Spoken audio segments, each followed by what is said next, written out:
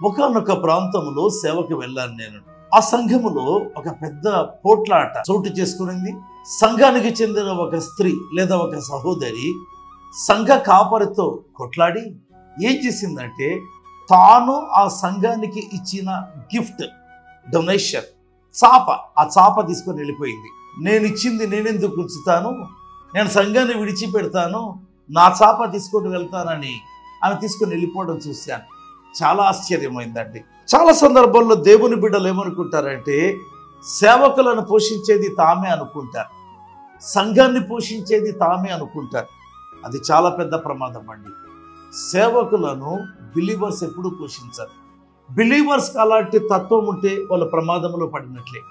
బైబిల్లో గమనిస్తే రాజుల మొదటి గ్రంథం 17వ అధ్యాయం 4వ వచనం, ఆ వాగు నీరు నీవు త్రాగుదువు, అచ్చటికి నీకు ఆహారము తెచ్చినట్లు నేను కాకోలములకు ఆజ్ఞాపించేదనని అతనికి తెలియచేయగా.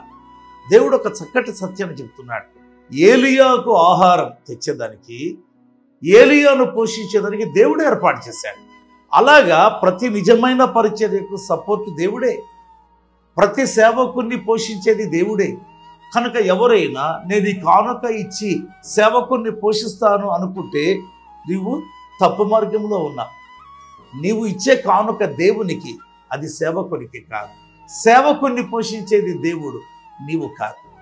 ఈ సత్యము తెలుసుకుంటే దేవుని బిడ్డలు ధన్యులని చెప్తున్నాను. ఆమేన్.